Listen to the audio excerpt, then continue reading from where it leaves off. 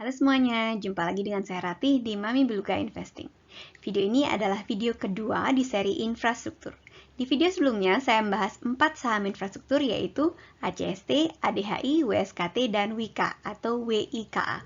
Di video kali ini, saya membahas 2 lagi saham perusahaan infrastruktur yaitu WSBP atau PT Waskita Beton Precast Tbk dan WTON atau PT Wijaya Karya Beton Tbk. Kesimpulan, kedua perusahaan ini menarik karena kinerjanya lebih baik daripada perusahaan induknya yaitu Waskita Karya dan Wijaya Karya. Tapi keduanya mencatatkan kerugian selama pandemi ini. Dari penelusuran saya, kalau ngebet ingin punya saham perusahaan infrastruktur beton precast, sepertinya WTON atau Wijaya Karya Beton Precast adalah pilihan yang lebih baik daripada WSBP atau PT Waskita Beton Precast Tbk. Kenapa saya berkesimpulan seperti itu? Kalau tertarik, silakan lanjutkan nonton terus ya.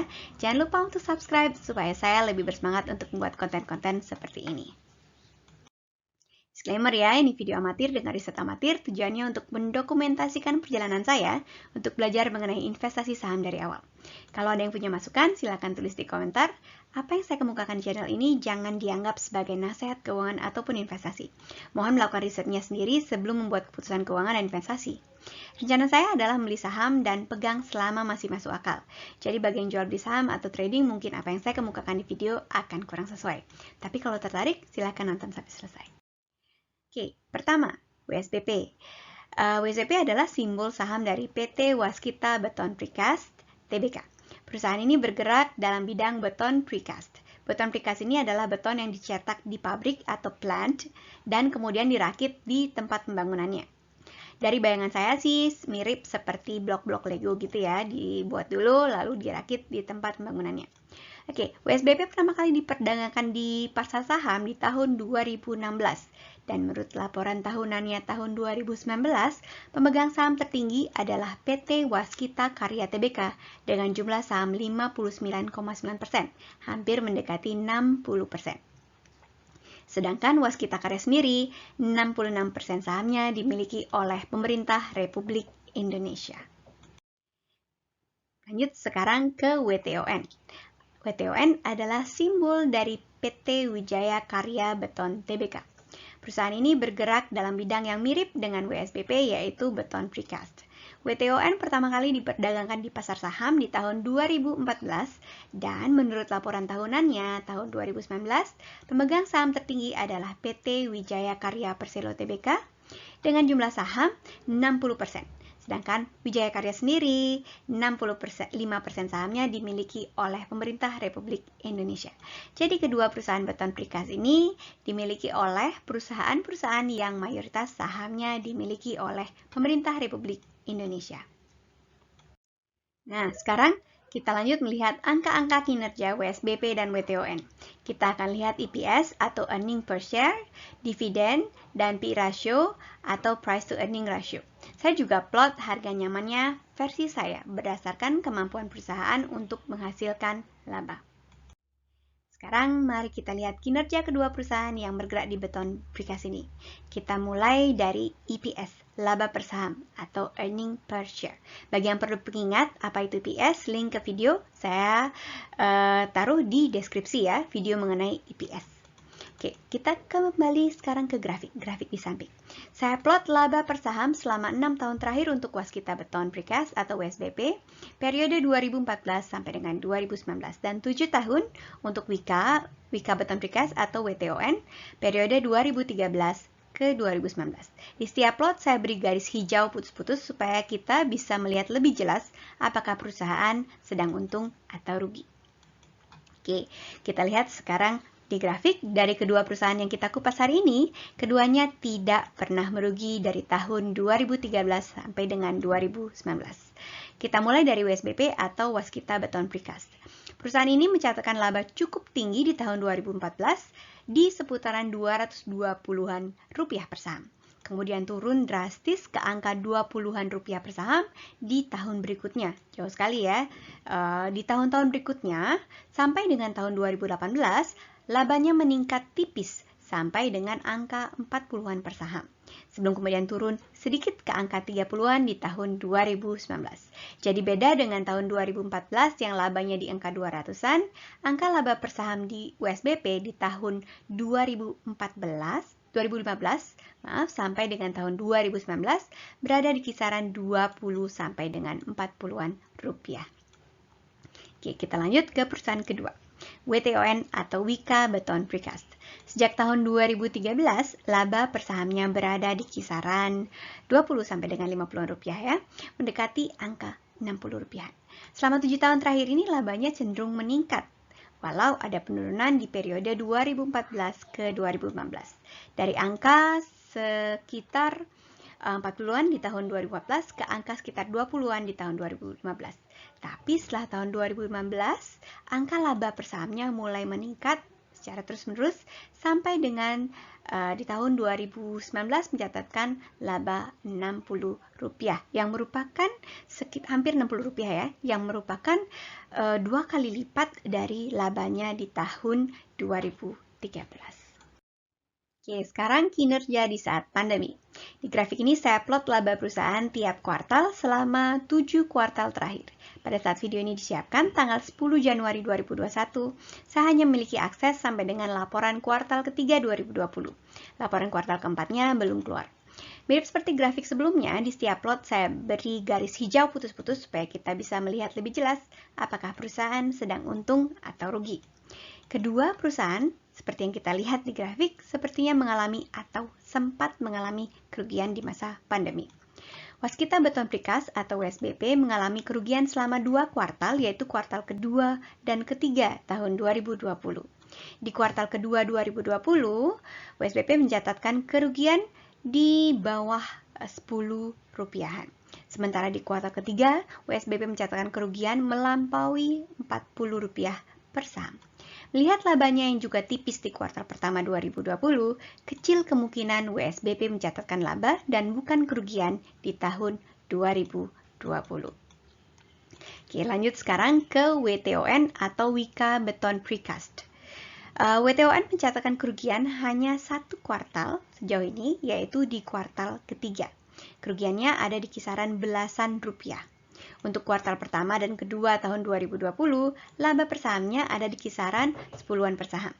WTON masih mungkin mencatatkan laba di tahun 2020, kalau di kuartal keempat dia tidak merugi lagi. Oke, sekarang kita lanjut ke dividen. Kita mulai dari Waskita Beton Precast atau WSBP, yang grafiknya di atas berwarna merah.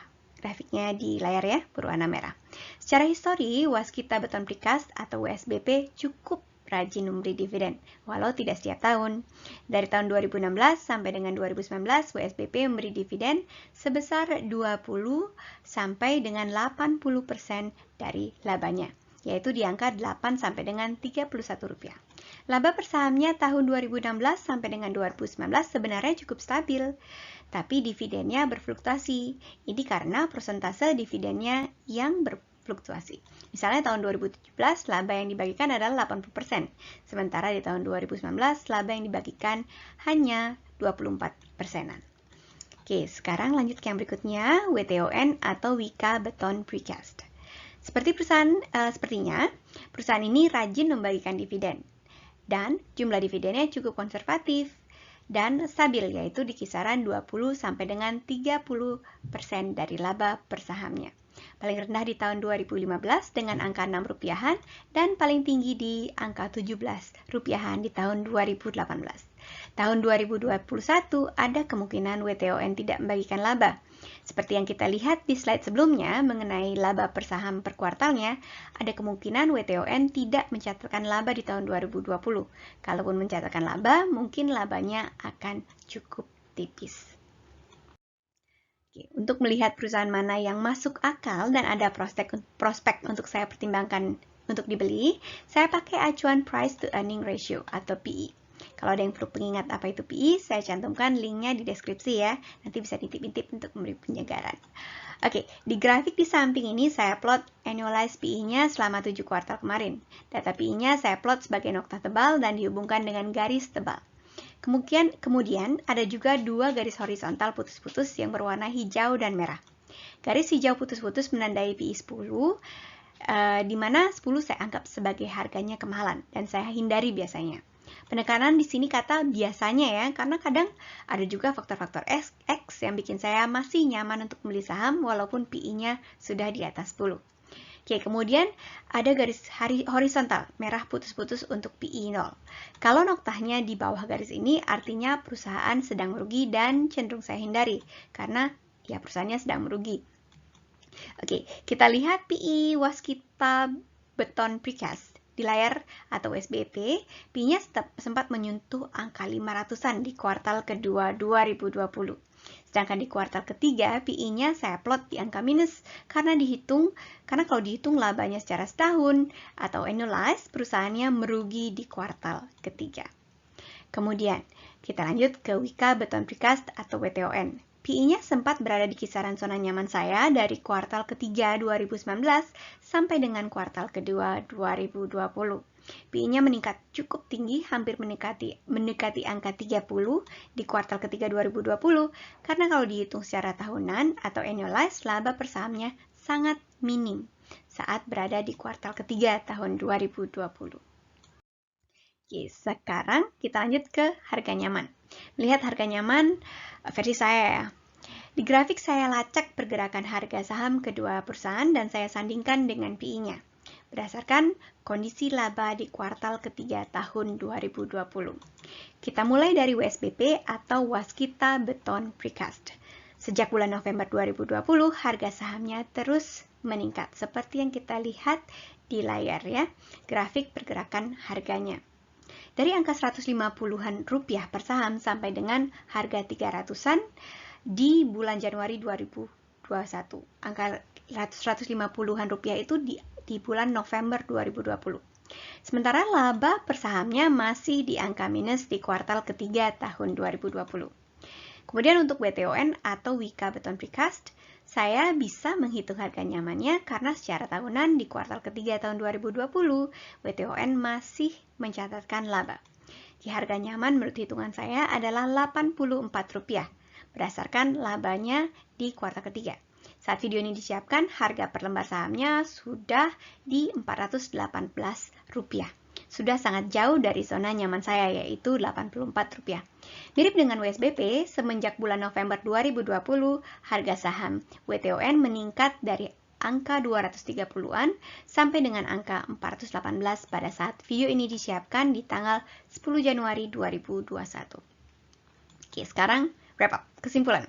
Untuk saat ini, karena kinerja perusahaan masih merugi, kalau menimbang harga dan PI atau harga dibandingkan dengan kemampuan perusahaan mencatatkan laba, saya belum berani masuk ke saham kedua perusahaan ini.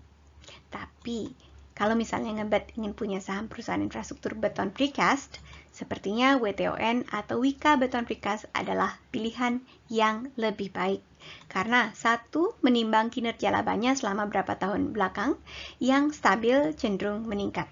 Dua, dia juga rajin memberi dividen sebesar lumayan stabil, yaitu 20 sampai dengan 30% dari laba per sahamnya.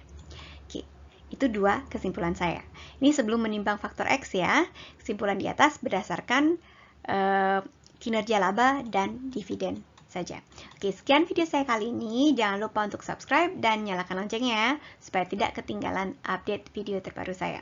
Terima kasih banyak saya sudah nonton. Ikuti terus perjalanan saya untuk belajar investasi ya. Sampai ketemu di video selanjutnya.